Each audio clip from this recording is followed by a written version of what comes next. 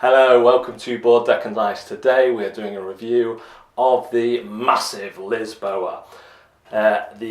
Suffice to say, the overview rules walkthrough, I've started doing them a bit quicker anyway, but this is no way going to explain how to play the game. It's just going to give you an overview of some of the various elements, of which there are lots. Let's go see. Lisboa is a beast.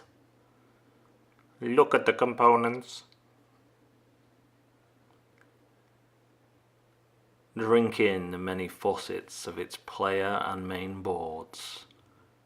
Lap up the interplay of cards, tiles and coloured cubes. Look at the beauty of the player board. Grow faint as you consider the 8-page player aid booklet. 8 pages. The game of Lisboa is about rebuilding the city of Lisboa. For Lisboa was full of bald people after wigs. So your job is to gain the most wigs, or something. Wiggy wiggy. It would be sheer folly to attempt to explain everything that's going on, but here we have the player board or the portfolio where you can play cards. Noble cards go up the top and slide under, covering up the reward or penalty they give you, and treasury cards at the bottom with the same helpful Arthur arrow to show you what happens. They then let you take an action like trading with a noble or selling your goods. At first, your portfolio, as the Swiss call it, or portfolio, as the French call it, can only hold 2 cards and up to 2 of each good. As you clear rubble away from the city, you can upgrade your storage to allow you to hold more cards and goods. You can construct ships which slide in the top, giving a reward as per the other cards, and you can sell goods to them. When you fill them, you also gain more wiggage.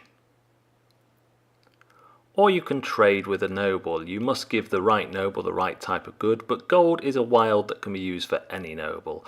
On your first action, you cover up one of the actions you can take, so you don't use it twice. The actions that the nobles allow you to take are to put officials into the court, to take an architect's plan, to buy or upgrade a ship, to cause all your stores to produce, to visit the clergy, or to take a royal favor. Instead of playing a card to your portfolio, you can play it to the royal court, which allows you to visit a noble, take one of their state actions and their main noble action. However, someone may follow you and do this, and they get to take one of those actions. The main noble actions are building a store, taking an end goal card, or opening a public building. To visit a noble, you must have influence, and influence can be hard to come by, so don't go spending it willy-nilly. All this means you can take end goal cards.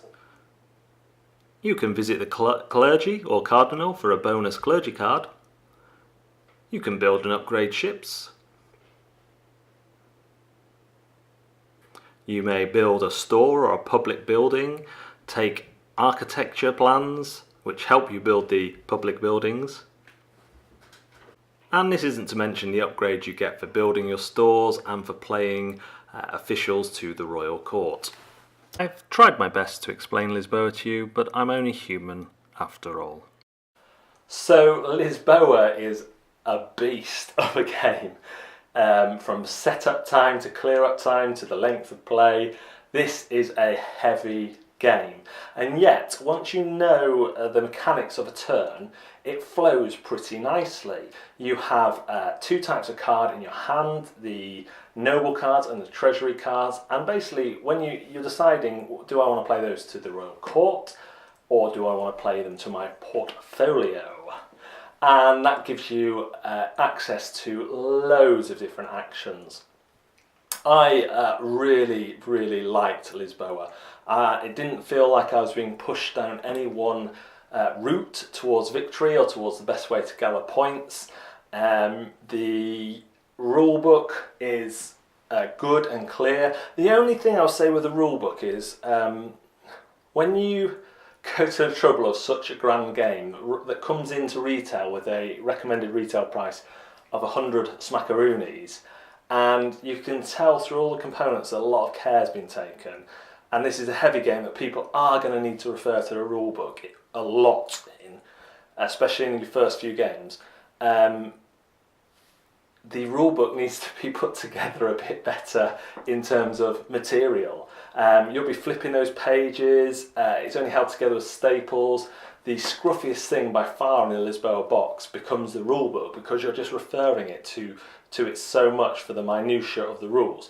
Now, the player aids, the 8-page player aids, are fantastic, and I could play this game now purely from the player aids.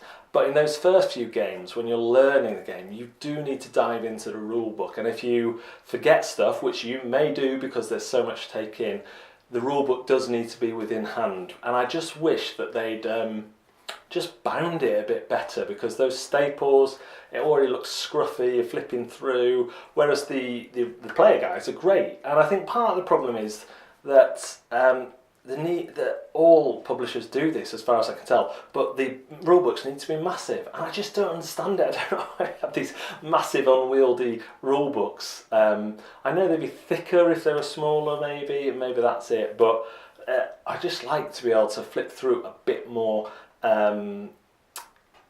without having this massive kind of broadsheet spread in front of me. Also, this is going to be a long game to play. You are not going to be able to play this game quickly, and you're going to need a group of players who are committed to playing this game, because there is a lot to take in. It's not one you want to be teaching every time. You want to be playing with the same group or guys who've played it regularly, so that you have a nice competitive game without people going, oh, what's that do again?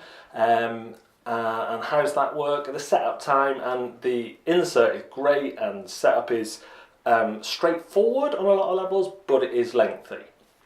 However, having said that, I will probably never turn a game of Lisboa down unless I'm in a rush. It is just a joy to play. The player boards work so well with that slipping underneath, and whenever you cover up a symbol, you check to see if you take that bonus. The rebuilding of Lisboa works really well. The fact that you can kind of rush the game to a finish by taking rubble. Rubble is getting 2 and then 4 sets of rubble is a game end condition, and that is quite easy to get rubble. Once you start doing buildings, especially public buildings, you can rush the game end, or you can take your time and work more with the cards that you're drawing. But there is that kind of internal clock, and you can see that you're coming to the midpoint or to the game end.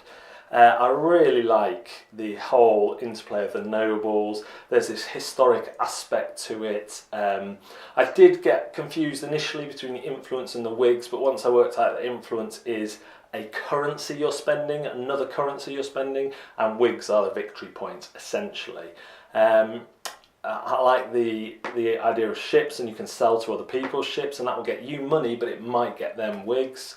The most confusing part for me of the rules was the scoring of the public buildings and the stores. And when you build a store, you score the rows and lines slightly differently to when you've built a north public building. But, again, dived into the rule book, it was all there. It's really important to get it's the middle noble, the marquis or the marquis or the mark. That guy, his noble action is to give you endgame scoring cards, and that's kind of the one that no one wants to go to, really, unless they're doing it to get a production action as well. But those endgame scoring point cards are phenomenally important. I don't usually play the solo games very much, but I did play solo in this a few times to learn the game and really get used to it. And Lacerda, the AI in this, is phenomenally difficult to be able to beat. But it gives you a good idea of the concept of the game, because your turn plays exactly the same as it will do in a multiplayer game. And the nice thing about the solo game is you can kind of predict, you can totally predict what Lacerda is going to do on his come goes. You could go as far as your brain will take you in that sense, because there's a very straightforward system that you just run through. which is nice. But it is different to playing the multiplayer game, because then you've got player choice in there and you're having to react to what they do. I really, really like this game. So let's do the board, deck and dice rating. Got really long eyebrows at the minute. So, intimidation factor, yeah, through the roof on this one, from the 8-page player aid, which isn't that bad, to the rule book, massive rule book, to all the bits that are in the box that is just massive. The intimidation factor is high. The rule book is well laid out and makes sense, but there is a lot of it. So it's a good rule book, but you've got to know going in that you're in for a heavy, heavy game here. Fun, I had loads of fun playing this one. It's intriguing, it's interesting to, on those initial few turns, to work out how your actions influence things further down the line. You can influence the treasury value, you can influence the value of goods. So if someone has a tactic of producing of selling goods to get loads of money, you can just produce all those goods and take their value down to 1. So yeah, that's really cool. Would I play it again? Absolutely. Like I say, any time that I've got the time, I would definitely play this again. Would I recommend it to friends? I would recommend it to friends who have played games, who are familiar with concepts, maybe who've played some more medium weight games as a next step up, and as a really enjoyable game. Would I own it? Now, by all rights and intent, you're thinking I'm going to say yes now. I think I probably wouldn't own it at this stage, and that's because it's a lot of money to pay for a game that will not hit my table that often. I tend to play with lots of new people, lots of people who play kind of lighter games, and I do have a good group for medium weight games, but I just think at the moment that group's kind of focused on doing legacy and campaign games, and I think that if I were to buy Lisboa, it would sit on my shelf and that would make me sad. So at the minute it's not one that I would own, but if I was ever in a position where I had a group who would regularly play it, or I saw it at an incredible deal, or I won it in competition, I would definitely keep it. So if I had it, I would keep it, but I'm not going to rush out and buy it because of my game group situation at the minute. Now, I just want to say I've been thinking a lot recently about how often I play games before I review them, and how my feelings are 6 months to a year down the line on the games that I've rated good or bad.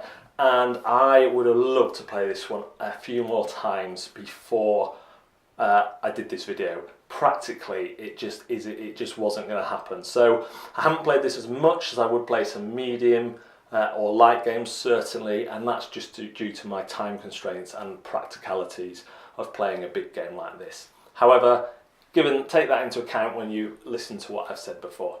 Thanks very much for watching Board, Deck and Dice. We will see you next time.